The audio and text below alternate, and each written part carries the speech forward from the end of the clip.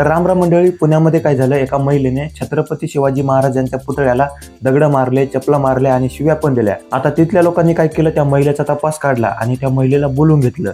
पण ती महिला माफी मागण्याच्या ऐवजी काय तिनं केलं, एका कोणाला तरी तिनं फोन लावला. पण फोन लावल्याच्या नंतर काय केलं, तिथल्या महिलांनी काय केलं, तिच्या चेहऱ्यावर पूर्ण शाई लावली आणि तिला खूप मारलं. आता हे सगळं झालं 10 ऑगस्ट रोजी. तर बघा मंडळी, आता तुम्हाला वाटत असेल की ही महिला एखादी मुस्लिम समाजाची असेल, तर नाही, ही हिंदूच आहे आणि तिचं नाव आहे अश्विनी दगडे. म्हणजे छत्रपती शिवाजी महाराज यांच्याबद्दल त्या महिलेच्या मनात एवढा द्वेष का?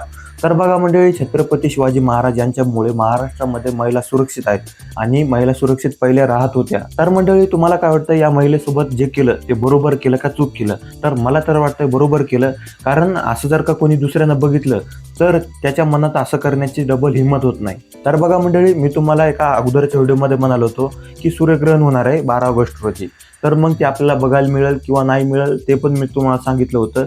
तर मंडळी, मी तुम्हाला तो व्हिडिओ दाखवतो, तर ज्यामध्ये सूर्यग्रहण दिसत आहे. तुम्ही व्हिडिओ बघू शकता, तर यामध्ये सूर्यग्रहण दिसत आहे. तर मंडळी, सोलापूरमधल्या अक्कलकोट इथं काय झालं, एका शाळेचं छत पडलं. तर छत म्हणजे स्लॅब पडला. तर स्लॅब पडल्यामुळं 13 मुलं जखमी झाले. आता याच जागेवर जर का 13 मुलांचा मृत्यू झाला असता, तर मग सरकारनं काय केलं असतं, 2-2 लाख रुपये देऊन सरकार मोकळं झालं असतं. आता हे त्यांनी केव्हा केलं असतं, जेव्हा मुलं मेले असते.